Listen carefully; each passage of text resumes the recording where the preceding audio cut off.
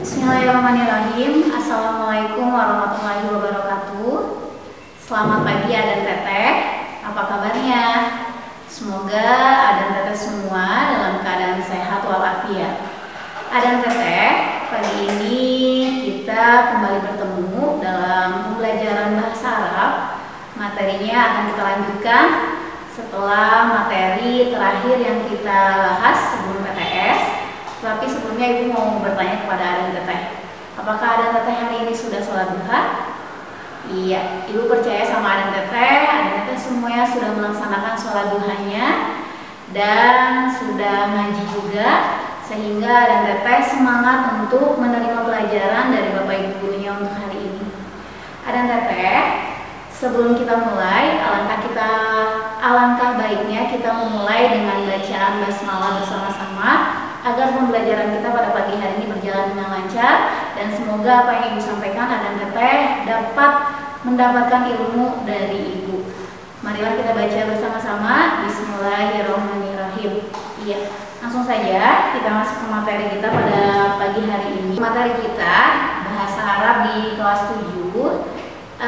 Ibu akan membahas 3 poin ya. Yang pertama adalah domir mufrad, yang kedua adalah isim isyarah, yang ketiga adalah domir mutasil mufrad. Nah, Adan Teteh di sini silahkan buka buku paket bahasa Arabnya halaman 11. Di sana sudah ada fahmut taraqib ya, atau domair munfasil lil mufrad. Nah, jadi hari ini Adan Teteh akan belajar bersama Ibu mengenai 3 poin yang tadi. Yang pertama adalah domir mufrad, yang kedua adalah isim isyarah, dan yang ketiga adalah domir mutasil mufrad. Oke, kita langsung saja ke materi yang pertama. Materi yang pertama itu apa itu domir mufrad ya. Adan Teteh ini Ibu sudah siapkan PowerPoint-nya.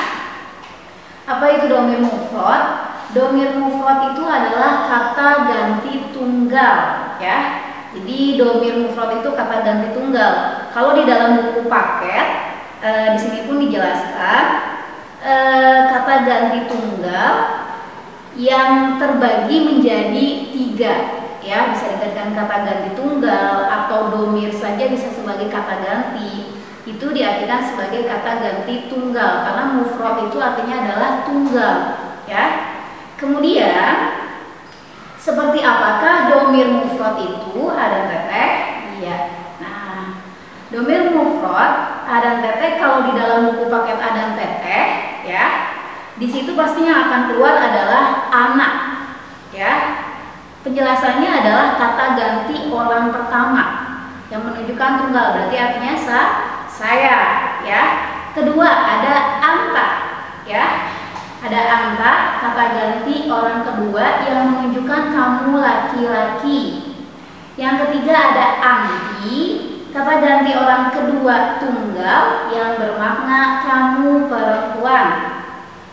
Kemudian ada huwa itu adalah kata ganti orang ketiga yang bermakna dia laki-laki. Kalau dia perempuan itu adalah hiya ya. Jadi ini 5 domir mufrad yang dia mempunyai pengertian kata ganti tunggal. Jadi kata ganti tunggal orang pertama, kata ganti tunggal orang kedua, kata ganti tunggal orang ketiga. Ini adalah yang disebut dengan domir mufrad. Ibu ulang apa saja? Yang pertama adalah anak, yang kedua adalah anta, yang ketiga adalah anti, yang keempat adalah huwa, dan terakhir adalah hiya. Ini yang disebut dengan domir mufrad ya. Nah, kalau di buku paket Adan Teteh hanya ada pengertian anak, anta, anti, huwa, hiya.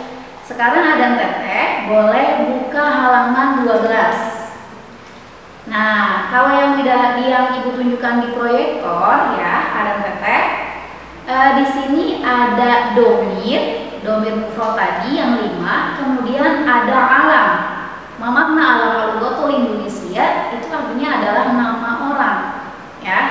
Contoh, Ibu akan mencontohkan di sini ada rumusnya anak, saya laki-laki atau saya perempuan, ditambah nama orang laki-laki dan nama perempuan. Ya.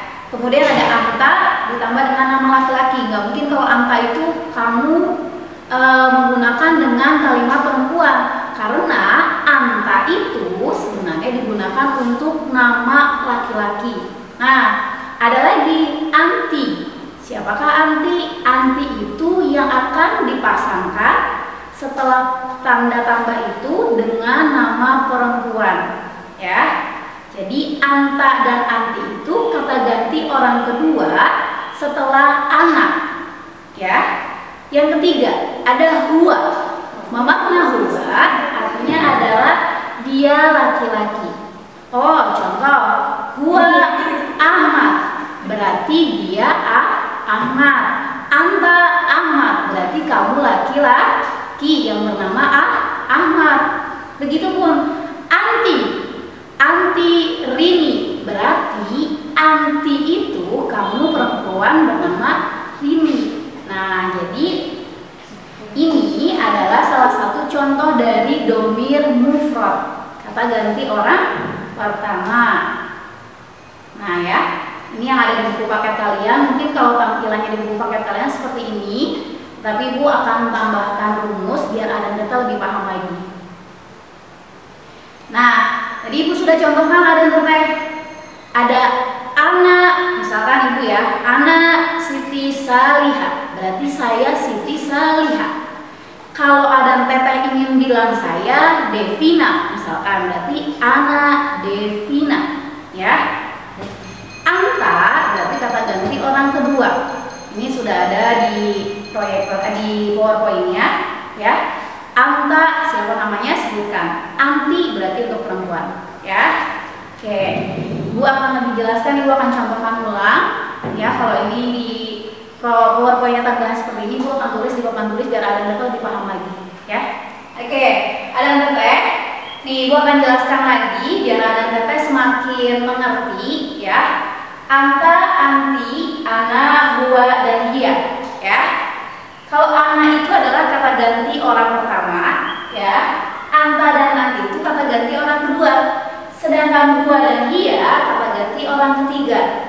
Nah, sekarang yang mau Ibu contohkan kepada ada teteh, anta itu kan artinya kamu laki-laki, ya. Jadi dia akan disandingkan dengan nama orang yang dia memang laki-laki. Jadi ada teteh jangan balik, karena di pertemuan sebelumnya ada teteh itu masih ada yang menyandingkan anta itu dengan Fatimah, ya.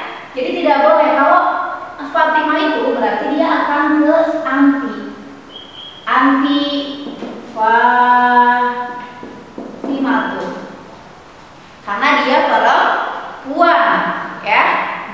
Anta. Nah, siapakah anta? Anta itu adalah kamu laki-laki, berarti dia harus ketemu dengan nama laki-laki. Misalkan Ibu akan contohkan Ahmad, ya. Ana. Nah, Ana ini Ibu akan contohkan adalah nama kalian sendiri-sendiri. Misalkan Ibu contoh Ana Siti Salihah. Jadi Ibu akan mencontohkan Siti Solihah, ya. Huwa. Nah, huwa ini adalah kata ganti orang ketiga. Dia laki-laki dan dia perempuan. Boleh mau huwanya balik lagi ke Ahmad, mau hiyanya balik lagi ke Fatimah, atau hiyanya ke Siti Salihah, itu boleh, ya. Ada teteh ya. Jadi nyampe sini paham ya untuk domir mufrad ini adalah seperti ini, ya. Ini domir mufrad. Nanti seperti antum, antunna itu akan Ibu bahas lagi. Tapi sejauh ini untuk isim domir insya Allah ada teteh paham ya. Oke, kita lanjutkan. Oke, ada teteh. Kalau tadi Ibu sudah menjelaskan isim domir, mufrad, ya, domir mufrad. Di sini masih ada yang Ibu ingin jelaskan mengenai domir mufrad, tetapi bukan untuk nama. Dia akan berbentuknya dengan kalimat mubtada dan khobar, ya. Adan teteh boleh lihat bukunya halaman 12. Mubtada itu adalah pokok kalimat, sedangkan khobar itu adalah menyempurnakan kalimat tersebut. Nah, di PowerPoint Ibu sudah lihat ada 3 kolom. Yang disebut mubtada adalah kolom yang kedua. Jadi ana, anta, anti, buahnya itu adalah disebut mubtada. Khobarnya adalah di kolom ketiga. Khobarnya itu adalah yang menunjukkan kelengkapan. Jadi ana itu adalah mubtada. Ya. Tilmidun berarti saya murid. Nah, khobarnya adalah tilmizun. Ya. Karena di sini diartikan bahwasanya khobar menyempurnakan makna mubtada. Tidak mungkin ada kata bilang saya seorang. Nah, jadi itu kalimatnya ambigu ya, ada kata ya. Jadi khobar itu adalah pelengkap. Ana tilmizun, berarti saya murid laki-laki.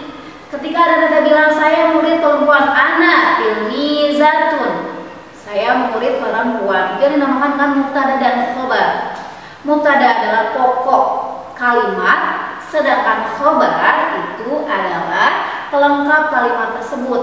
Ya, jadi misalkan anta tobibun, kamu seorang dokter. Anti tobibatun, kamu seorang dokter perempuan. Yang mana khobarnya? Khobarnya adalah tobibun, dokternya. Ya, benar kata ya. Jadi ini untuk mubtada dan khobar yang mengaitkan dengan domir mufrad. Oke, Ibu akan contohkan lagi di papan tulis biar ada kata semakin paham. Oke, ada kata kalau tadi domir mufrad ini, setelah domir mufradnya kita kaitkan dia dengan nama orang. Nama orang mau perempuan atau laki-laki itu sebelumnya. Nah, sekarang kita kaitkan dengan identitas seseorang. Misalkan contoh, oh saya seorang murid. Oh kamu laki-laki seorang murid. Nah, ini disebut yang disebutkan dengan kalimat mubtada dan khobar. Ya, ini mubtada. Ya.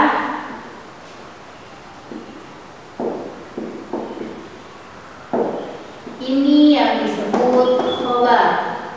Tadi sudah dijelaskan sama Ibu sebelumnya bahwasanya khobar itu adalah menyempurnakan mubtada, ya. Jadi tidak mungkin saya titik-titik, saya itu apa? Nah, disinilah tugasnya khobar. Khobar itu sebagai menyempurnakan mubtada. Ana tilmizun. Ya. Saya seorang murid laki-laki. Ana tilmizatun. Ya. Jadi ana tilmizun au tilmizatun, saya seorang murid laki-laki atau seorang murid perempuan. Di mana khobarnya? Ya, khobarnya ini. Nah, ini yang dinamakan khobar. Ini yang dinamakan khobar. Ya. Anta, kamu laki-laki. Kamu laki-laki seorang dokter, misalkan. Kalau di buku paket. Nah, kalau di buku paket masih contohnya tilmizun. Anti tilmizatun. Ya.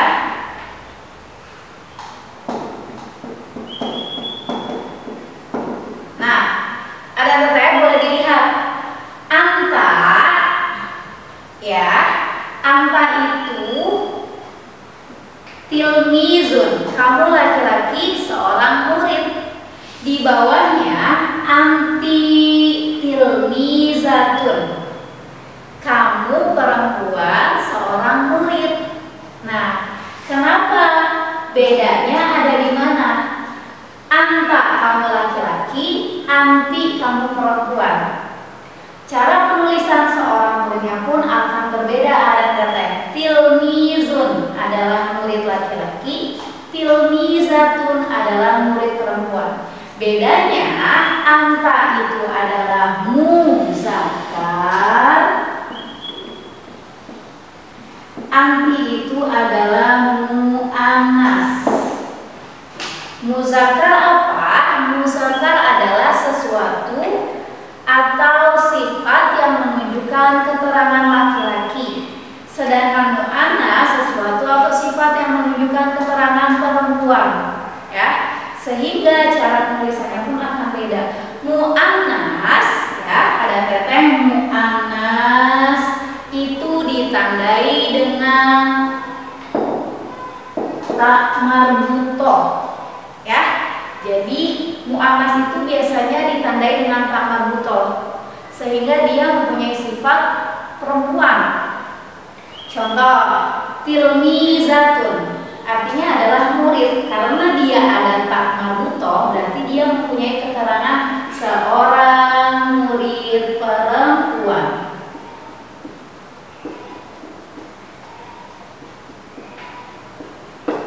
Oke, ya. Ada teteh yang disini insya Allah paham ya. Jadi ini ketika mubtada dan khobar, ada teteh sudah bisa membedakan mana mubtada mana khobar. Begitupun ibu sedikit menyinggung apa bedanya muzakkar dan mu'annas, ya. Kalau muzakkar itu yang punya sifat laki-laki, sedangkan mu'annas itu mempunyai sifat perempuan. Biasanya ditandai dengan tak marbutoh, ya. Oke. Itu adalah penjelasan mengenai dhamir mufrad ada teteh. Tadi ibu di awal sudah bilang ya bahwasanya kita akan membahas 3 materi, 3 subbab pada hari ini. Yang pertama tadi dhamir mufrad. Ibu rasa untuk penjabaran dhamir mufrad ini sudah selesai. Kita masuk yang kedua yaitu adalah isim isyarah. Apa itu isim isyarah?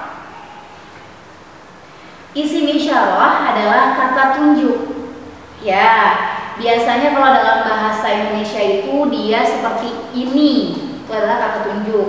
Itu adalah kata tunjuk. Dalam bahasa Arab dia diberi nama isim isyarah. Isyarah itu makna adalah tunjuk, ya. Nah, di dalam buku paket ada teteh, boleh dilihat buku paketnya masih dalam halaman 12, ya. Yang pertama isim isyarah itu dalam bahasa Indonesia tadi sudah Ibu jelaskan, ini dan itu, ya.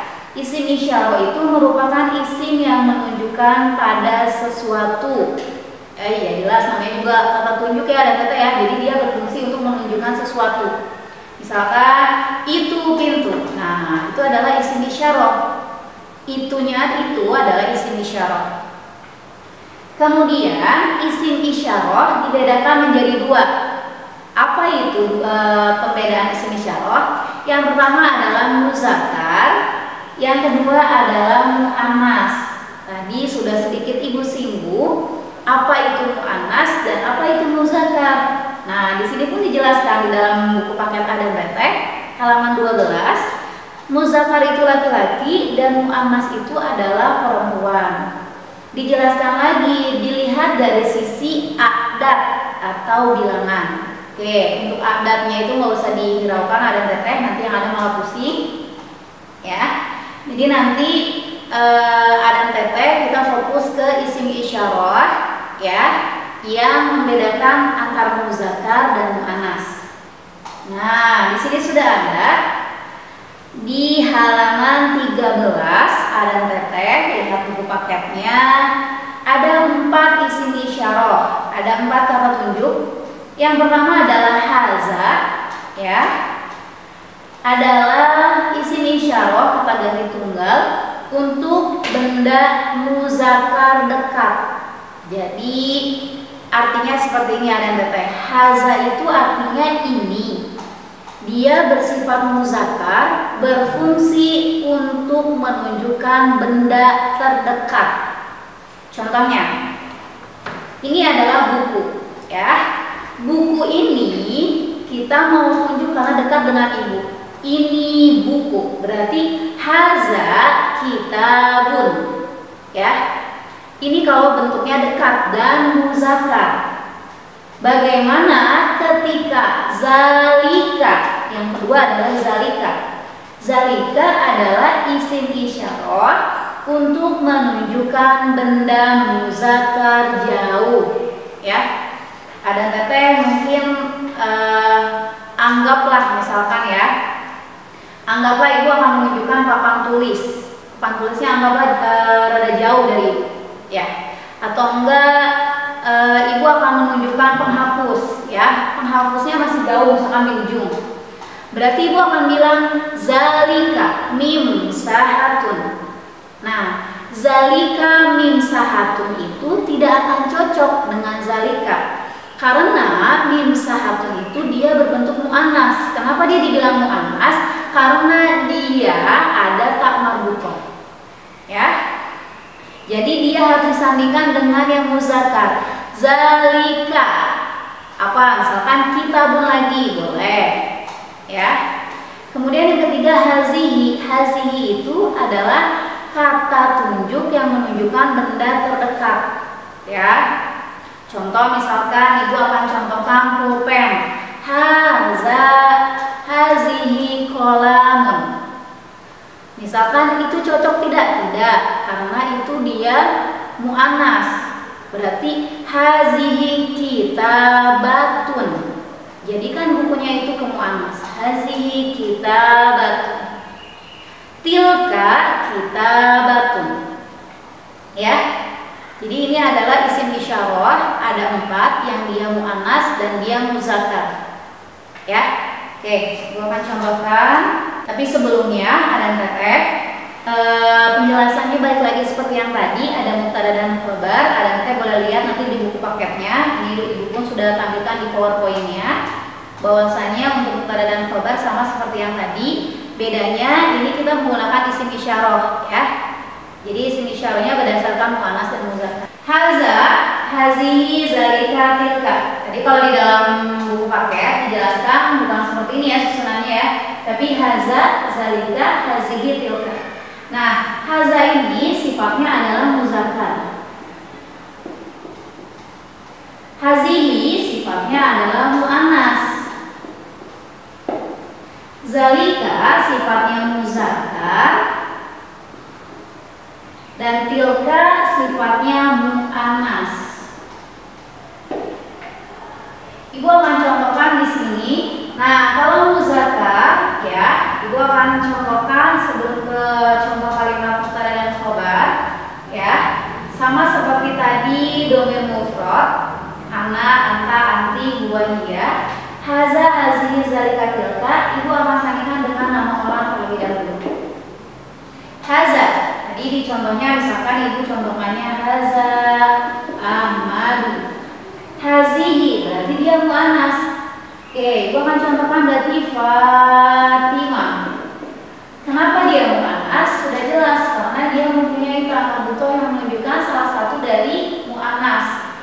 Zalika muzakkar, ya. Berarti kita harus balik ke nama yang namanya laki-laki. Misalkan siapa?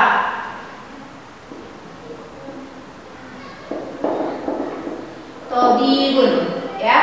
Tobib atau toyib. Toyib deh.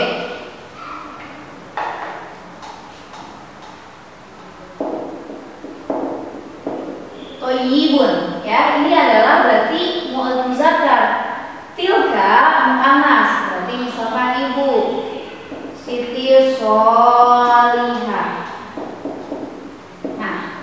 Ya, ini misalkan contoh muzakkar mu'annas isim isyarah ketika dia bertemu dengan nama. Ya, kadang-kadang insya Allah bisa dipahami ya. Nah, yang terakhir ya ada teteh. Tadi sebelumnya ibu sudah menjelaskan yang kedua, yaitu tentang isim isyarah. Yang ketiga, nah teteh tadi sudah dijelaskan sampai poin yang kedua, yaitu adalah isim isyarah. Jadi insya Allah ibu rasa dan teteh dengan penjelasan yang terakhir yang tadi sudah ibu jelaskan di papan tulis mengenai isim isyarah, ada teteh bisa memahaminya. Lanjut ke selanjutnya yaitu mengenai domir mutasil, ya.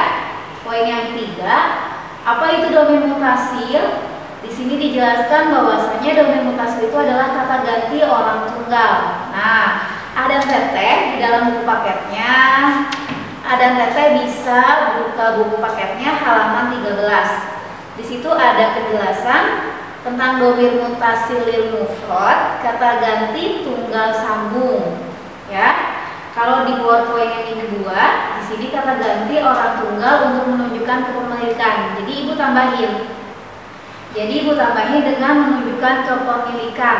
Ya, oke. Contohnya seperti apa? Iya. Nah, kalau di buku paket kalian, contoh yang diberikan di situ ada ismun. Ya. Ismun itu artinya adalah nama. Jadi kata dasarnya itu adalah ismun. Ketika ibu mau bilang nama saya, nah dia akan berubah menjadi ismi. Ya. Kalau ibu mau bilang nama kamu, kamunya siapa? Laki-laki kah atau perempuan kah? Berarti ibu akan bilang ismuka. Ya. Ada teteh boleh lihat bukunya halaman 13. Kalau di layar PowerPoint yang sudah ibu buat, di sini ada lebih jelas lagi. Ada domir mutasil mufrad, ya. Ada ka. Ka itu menunjukkan untuk orang kedua tunggal yang berarti kamu laki-laki. Berarti tadi ibu sudah jelaskan nama kamu berarti ismuka, ya.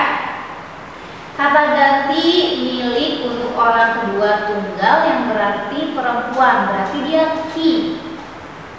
Ya, kata ganti milik untuk orang kedua tunggal yang berarti nya, laki-laki berarti namanya, ya, namanya dia, seperti itu, ya.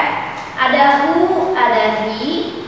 Hu dan hi itu kata ganti orang ketiga yang diartikan sebagai huwa, kata ganti huwa, ya, jadi kepemilikan huwa. Kalau hiya itu diganti dengan hak besar, ya. Dan yang terakhir adalah kepemilikan untuk menunjukkan keterangan saya laki-laki atau saya perempuan dengan ditambahkan ya di akhirnya. Oke, Aha dan Teta sekarang perhatikan bukunya halaman 13. Di situ ada penjelasan ismun. Tadi sudah ibu contohkan sebelumnya. Ismun itu artinya nama, dia kata dasar, belum ketambahan apapun. Ketika ibu mau bilang nama saya, berarti itu akan berubah menjadi ismi karena dia ketambahan ya. Ya. Oke. Kemudian ibu mau bilang lagi nama kamu laki-laki, berarti kamu itu orang kedua kan? Ya. Nama kamu laki-laki berarti ismuka. Ya. Nah, oke, ibu akan contohkan. Nah, nih sudah ada di PowerPoint ibu, ismuka. Ya, ibu mau bilang lagi nama kamu perempuan, apa bunyinya? Berarti ismuki, ya. Itu. Jadi ini yang disebut dengan domir mutasil. Ya, domir mutasil lil mufrad untuk kata tunggal. Ada lagi untuk kayak dia yang tadi ya, hu, ha, itu kata ganti orang selanjutnya, maksudnya orang kedua atau ketiga, jadi bukan orang pertama saja.